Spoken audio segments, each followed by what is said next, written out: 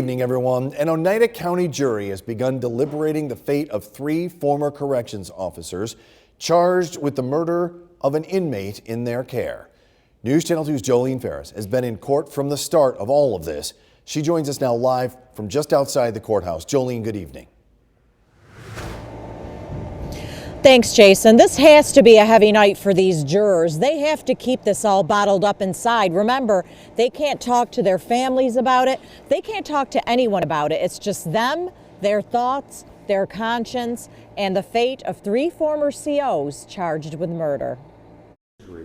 The jury deciding the fate of former COs and accused murderers David Kingsley, Nicholas Kieffer, and Mathew Galliher heard closing arguments from their attorneys and the prosecutor today.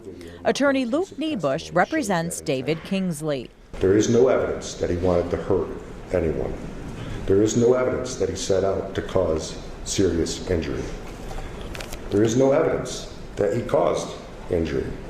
From start to finish, his actions show only an intent to control and to stabilize, and that's not intent. Attorney Kevin Lewebrand represents Mathew Galliher. You're repulsed, but they are not Mathew Galliher. He is not Anzalone. He is not Frida. He's not Kessler, and he's not Walrat. He's Mathew Galliher.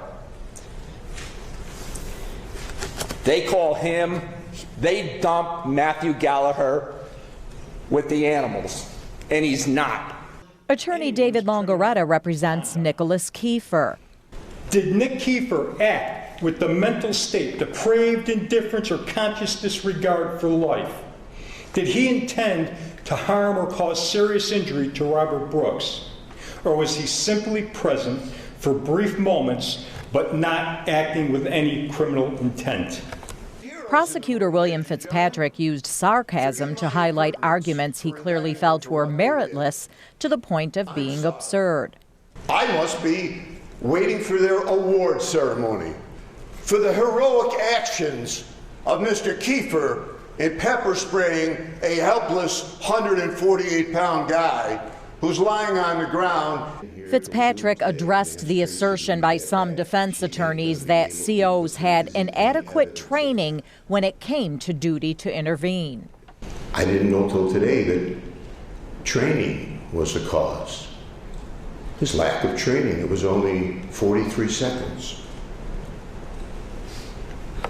How much training do you need to join the human race?